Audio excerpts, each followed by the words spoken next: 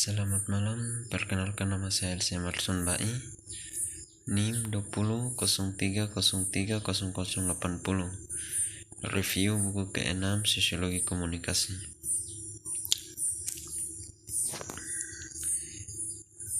A. Teori komunikasi kritis dan Marx. Peter Goldin dan Graham Murdoch menunjukkan bahwa urus utama teori komunikasi secara historis, idealis, dan positif, ia harus utama telah mengedepankan pandangan bahwa masalah masyarakat adalah masalah dari komunikasi, di mana ia mengevakuasi dari analisis masalah-masalah utama, kekuasaan dan ketidaksetaraan dalam hubungan struktural. Tampaknya teori sosial mandul, tetapi kritis teori juga menunjukkan pendekatan sekolah Frankfurt Institute untuk Penelitian Sosial didirikan pada tahun 1923 di Goethe University Frankfurt. Sekaligus karya-karya Marx merupakan kritik terhadap ekonomi politik klasik. Itu sering menyatakan kapitalisme dan masyarakat kelas sebagai bentuk alami masyarakat. B. Dialektis Marxisme, humanis, dan teori komunikasi. Saya sajikan dalam buku ini berdiri dalam tradisi Hegel dan Marx. Saya baru-baru ini menambahkan Aristoteles ke garis pemikiran ini karena saya sudah menjadi yakin bahwa Aristoteles memiliki pengaruh yang besar pada karya Marx.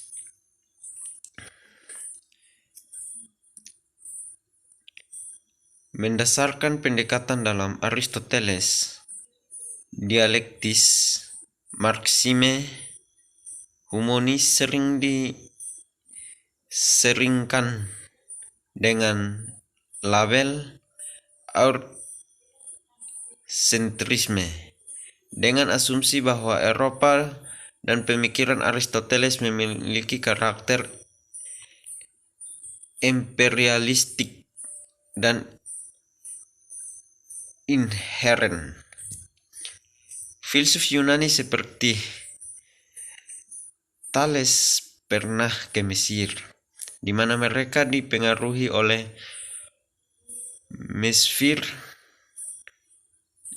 Mesir filsafat. Ada asal Mesir dari filsafat dan perbedaan Yunani. Filsafat Mesir juga mempengaruhi Aristoteles. Aristoteles berkenalan dengan doktrin dan ide para ulama Mesir tidak diketahui kepada dan tidak diajarkan oleh Plato. Karenanya kekayaan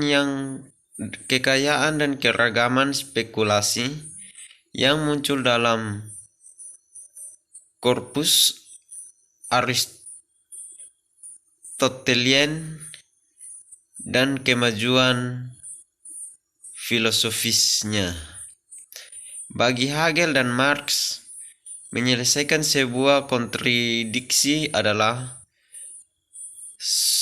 sublasnya yang berarti kontradiksi tersebut dibubarkan dan sesuatu yang baru muncul. Bagi Aristoteles, penyelesaian kontradiksi adalah moderasi dan penegasan tengah dari dua ekstrim. Filsafat Aristoteles masih belum sempurna. Bentuk dialektika yang terbelakang dan agak konservatif.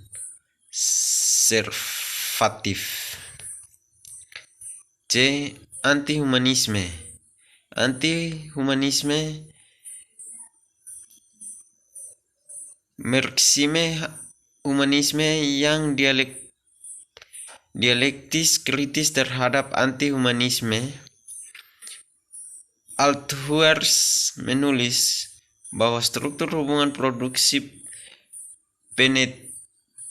menentukan tempat dan fungsi yang ditempati, dan diopsida oleh para agen produksi yang tidak pernah lebih dari penghuni tempat-tempat ini, sejauh mereka adalah pendukung terakhir fungsi-fungsi ini. Marxisme humanis yang dialektif kritis terhadap anti-humanisme. Althusser menulis bahwa struktur hubungan produksi menentukan tempat dan fungsi yang ditempati, dan diopsida oleh para agen produksi yang tidak pernah lebih dari penghuni tempat-tempat ini, sejauh mereka adalah pendukung atau terakhir fungsi-fungsi ini. Argumen lain hubungan dengan Cyborg yang dikembangkan oleh ilmuwan seperti Ray Kurzweil adalah yang akan dibuat oleh cyborg manusia abadi. 69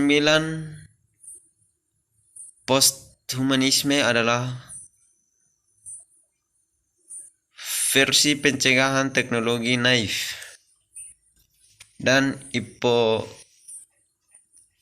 optimisme teknologi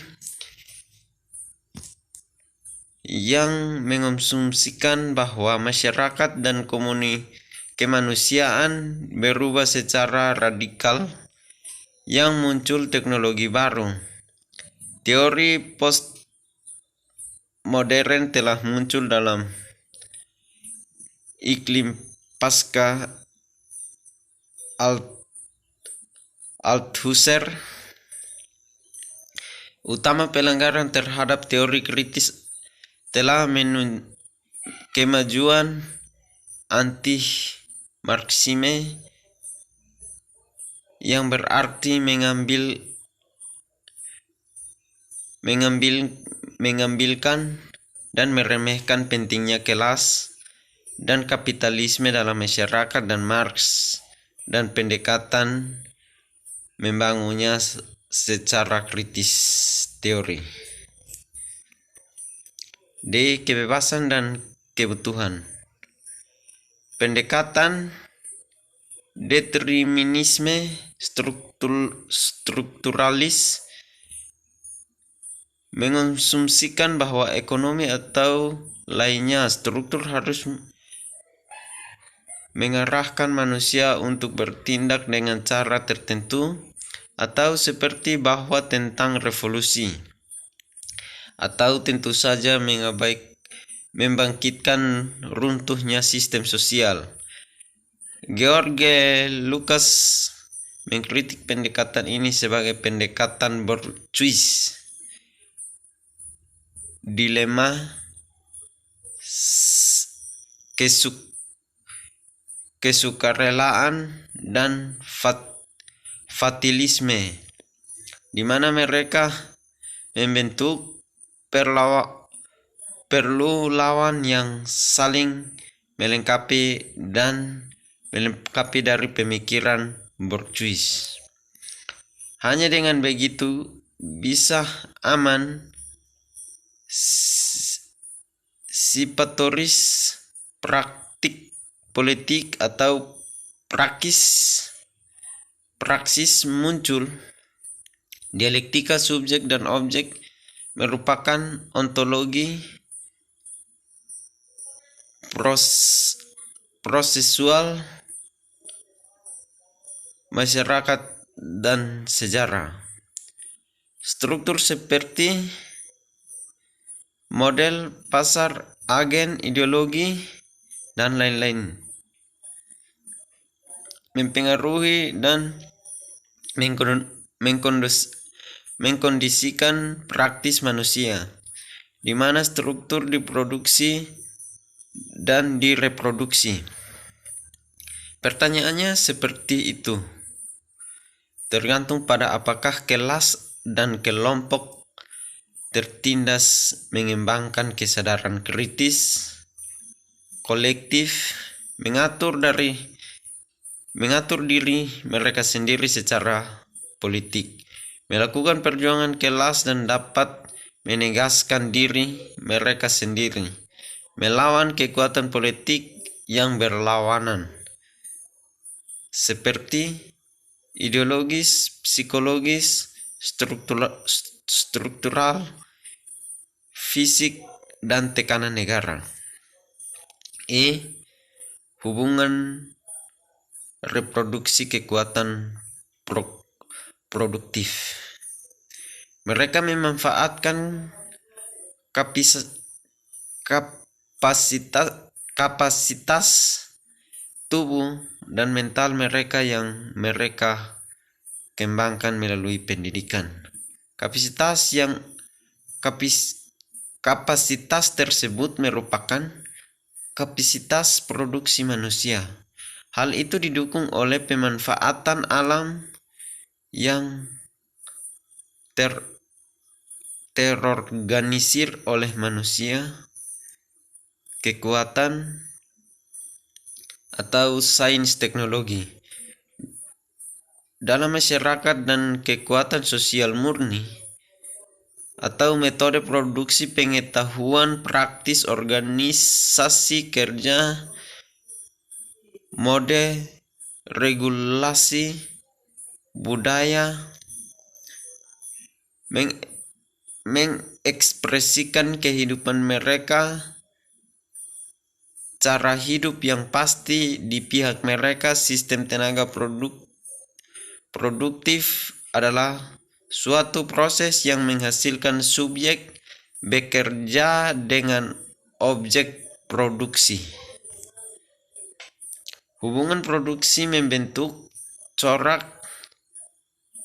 kepemilikan yang mendefinisikan siapa yang mengontrol tenaga kerja, alat produksi, dan produk sejauh mana, atau semua bagian tertentu, tidak ada bagian. Dan siapa yang mengontrol mode setiap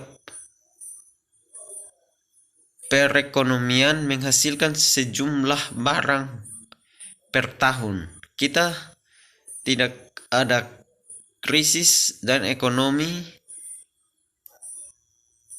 berorientasi pada pertumbuhan, maka akan terjadi surplus produk akhir tahun. Ekonomi dan masyarakat. Ekonomi dan masyarakat, teori Marxis tertentu menggambarkan budaya, ide, komunikasi, informasi, pengetahuan, moral, dan ideologi sebagai bagian dari suprastruktur imaterial itu bertumpuk secara spesial pada basis material dan ekonomi. Dikatakan juga bahwa suprastruktur mulai ada sementara setelah pangkalan, tetapi dengan demikian orang di bawah perkiraan ranah budaya dan politik, pendekatan semacam itu seringkali juga memberikan analisis multifaktor atau mendalikan bahwa semua sistem masyarakat sama pentingnya. Analisis seperti itu sering ditampilkan sebagai kompleks dan non-reduction. Yang pertama, ekonomi. Ekonomi adalah sistem di mana manusia, khususnya hubungan produksi, menciptakan nilai guna yang memenuhi kebutuhan manusia. Yang kedua, politik. Dalam sistem politik, manusia mengambil keputusan kolektif yang mengatur masyarakat. Ketiga, budaya. Budaya adalah sistem di mana manusia diproduksi yang memerlukan reproduksi pikiran dan tubuh. Budaya berarti domain subjektivitas sosial. Domain yang lebih luas dari ideologi, tetapi lebih sempit dari masyarakat. Kurang ramblang dibandingkan ekonomi, tetapi lebih nyata daripada teori. Filsuf Wolfgang Hofstadter telah membuat konsep model panggung atau menjelaskan logika bagaimana tingkat organisasi realitas terhubung. G. Masyarakat modern.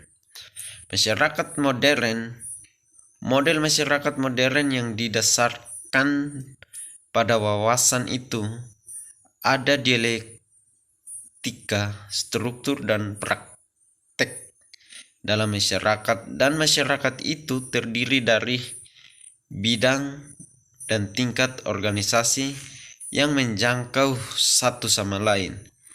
Ini hanya dilakukan untuk sisihkan cukup ruang untuk membuat ruang publik terlihat. Ekonomi kapitalis adalah sistem di mana model uang diakumulasikan yang dicapai dengan menjual komoditas yang diproduksi oleh pekerjaan yang menghasilkan keuntungan. Para pekerja secara struktural dipaksa untuk menjual tenaga pekerjanya ke modal untuk memproduksi barang baru dengan memanfaatkan alat produksi yang dimiliki secara pribadi oleh kapitalis. Kebudayaan modern terdiri dari tanah, privat, dan publik budaya. Budaya modern adalah tentang akumulasi kekuasaan. Definisi kekuasaan membuat makna dan reputasi yang digunakan untuk mendefinisikan, menyebarluaskan, memproduksi, dan menantang makna domain